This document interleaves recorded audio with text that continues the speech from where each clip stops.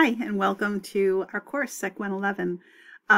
We're going to have a couple of videos here in this orientation folder that will help you hopefully get comfortable with the course before we start Chapter 1 on Monday. So we're going to start just by looking at the syllabus together, and you can always find the syllabus, if you haven't already, on the left-hand toolbar over here. So if we click on that, you'll see that it gives you two documents. One, our syllabus, which we're going to look at together.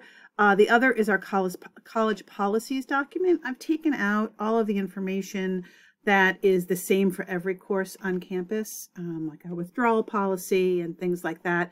And I put them in a separate document. So they're there, you can look at them, but it keeps our syllabus cleaner and I think easier to navigate.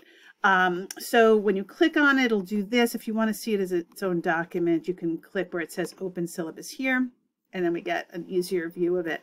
And so a lot of this will look familiar to all of your other syllabi on Naugatuck's campus because we have a uniform format to our syllabi. So I'm just going to point out the things that are unique to us. Obviously, this is an online class. You guys, I assume, know that and signed up for that. It's an asynchronous online class, which means we don't have scheduled meetings.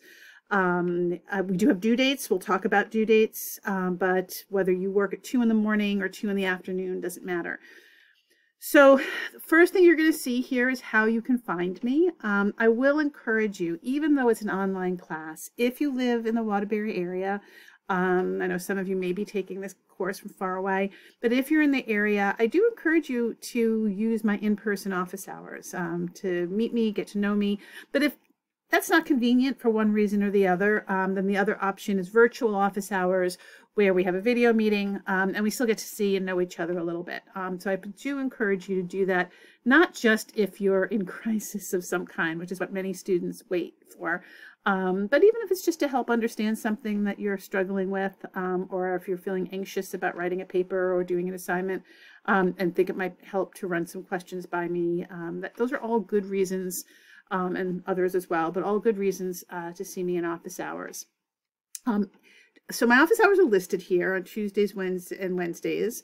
If you're meeting with me in person, then on Tuesdays or Wednesdays during the day, so those Wednesday 9 to 9:30 or 11 to 12, you don't need an appointment. You can just pop by my office and meet with me. So if you could decide last minute that you'd like to see me about something, and you can pop in, and as long as there's not another student occupying my time, I'll be available immediately to meet with you. If you want a virtual appointment, so at any of these times, Tuesday, the Wednesday during the day, or the Wednesday evening, which will only be virtual. I will not be physically on campus on Wednesday evenings. If you want a virtual appointment, you are going to need to let me know ahead of time, at least an hour ahead of time. I'm just not going to sit with a computer screen open waiting to see if somebody logs in. So I will need to know, and you'll do that by email. You can see my email is listed here. My phone number is also listed here, and you can call me. I will get those in my email, voicemails in my email, but email is a much better way of getting in touch with me because then I can easily email you back, and it just makes communication easier. There is a link here for my personal room on WebEx where we'll have virtual appointments if you want one. And again, please use my office hours. We have our course description. You have the required textbook. We'll talk about the textbook when we're looking at the structure, but as a reminder, we are using a free-to-use digital textbook. And so you can download it from here if you want a hard copy of the textbook. And some people, understandably, would like to have paper in front of them. You can buy one for about $35. I've given you that link here. So you can buy one and maybe be able to get a hard copy, on something like Amazon. But you certainly can through that OpenStax website.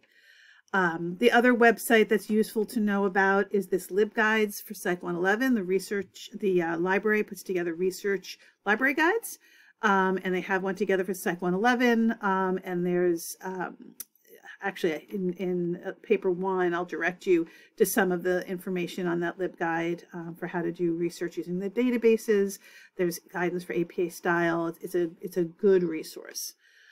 Our learning outcomes, this is the long list of everything that you should be able to do by the time you finish the course.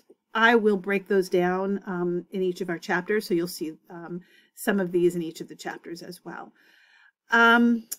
Everything is on Blackboard.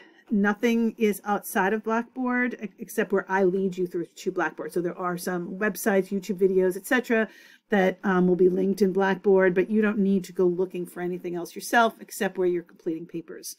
And you'll need to find articles for those papers. But otherwise, everything you need to succeed in the class should be contained here in Blackboard. And you should be able to work your way through it. And we're going to look at the structure of how you'll work your way through it.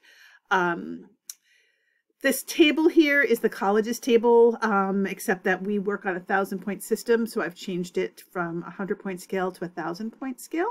But this translates your number grades to a letter grade for a final course grade. So you can see that here. And let's talk for a little bit longer about how you're going to earn your grades, specifically how you're going to get to those 1,000 points. So we are in a 1,000-point system. That means that if you got perfect score on everything for the semester and didn't do any extra credit, you'd have 1,000 points. It is a bucket of points, so it doesn't matter where you're earning the points from, they all just go into the bucket. I mentioned extra credit, and that means that if you do an extra credit assignment, and those are sprinkled throughout the semester, if you do an extra credit assignment, that just goes in the bucket. So students are very tempted to want to know, what letter grade did I get on this assignment or this test? And we will not talk about letter grades until that final translation from your total points. That if you get, if you get an 80 on a test, you earned 80 points towards 1,000. And if you then do an extra credit and earn 15 points, then that 15 points also just goes in towards that 1,000. I really like the 1,000-point system for a couple of reasons. First, I think it's really transparent. There's no translating as you go through the semester. There's no weighted values. Everything is what it is. But the other reason I really like it, and the reason you should really like it, is that you earn every point. You keep every point you earn. So let's say you had a really bad exam. Let's say you got a 50 out of 100 on an exam, which would not be great. And if I was assigning letter grades to that, that would be a failing grade. That would be an F, right? And if you got an F, then it would be as if you didn't show up for the test, right? An F is a 0. And so if you take a test in a traditional grading system and you get a 50 out of 100, a 50%, you fail the exam, it's as if you didn't show up for it. You get no credit for it. But in a 1,000-point system, you get the 50 points. And so if you knew 50 points worth of material, you get to keep the points that went with that knowledge. And so you have 50 points. You've lost 50 points, but you still have kept 50 points. And that's what I like best about it.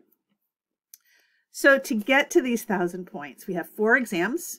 They are 100 points each, so 400 possible points, or 40% of all of your points will be from exams. We have exams every 2 chapters. We cover 8 chapters for the semester, and every 2 chapters we have an exam. There is no cumulative midterm. There's no cumulative final. If you tell me in February that you know the first 2 chapters, I'm not going to ask you in May if you know those first 2 chapters. We covered it. So you have those for exams. We'll talk more about those as those get closer, but that's a combination of multiple choice and open-ended questions. So 30 multiple choice questions on each of the exams worth 2 points each.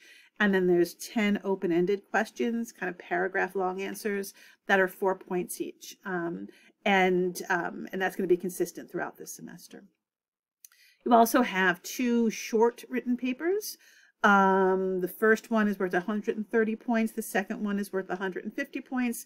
There's a separate video where I introduce you to paper 1, which obviously is the first one you'll have to do. So we won't get into that here. There's going to be online reading quizzes for each chapter. Most chapters, the exception of 1, I think, most chapters that we cover are 2 weeks long. And work is due on Thursdays and Sundays. They open up on a Monday. The first work that's due several days later is on that Thursday is the reading quiz. And so you're going to start by reading the chapter and maybe watching the videos if you'd like before you take the quiz. There's lecture videos for each chapter, but you're going to take the reading quiz. You can take that reading quiz as many times as you'd like until you get a score you're satisfied with. They're only 10 multiple choice questions, so they're not not so onerous. But you can take it as many times as you want. Blackboard will only add your highest grade into your point total. They'll all be there for you to look at or for me to see if I wanted to look, but only the highest grade will count. And so you've got 8 of those quizzes over the course of the semester. In each chapter, there are 2 required discussion forums. One is what I'm going to call the discussion prompt, which is me asking you to talk about a specific issue or come up with examples for something specific. And one is called Muddiest Points discussion, where you have to ask a question about the material. What I know is that all of us learn better if we are questioning what we are reading and listening to while it's happening. If we are sometimes students will say, I don't have any questions, I understood everything. And that is typically, almost always, an indication that you actually did not engage deeply with the material. That it's very hard to actually engage with new material and not have any questions at all. So you'll have those 2 different forums. You need to post by the end of the first week for each chapter. You need to post your first response, either your question or your response to my prompt. And then over the second week, you'll be responding to your classmates in some way, answering their Muddiest Points questions as best you can, or responding to what they've offered in the discussion prompt. And there will be extra credit opportunities throughout the semester. Those just get added to 1,000. There'll be a final extra credit opportunity worth some more points at the end. And that really kind of describes how you're going to earn your points. In Psych 111 especially, more than even my other classes, lots of small pieces, so that there's not any one week that's going to determine your grade. There's no one assignment or exam that's going to determine your grade. Okay, and then there's a message from me if you want to read through that, just kind of orienting you a little bit more. So hopefully that gives you some sense of our syllabus, of our course. And in the next video, we'll look at actually how to navigate the way that I have set up Blackboard. Okay, I'll see you in the next video.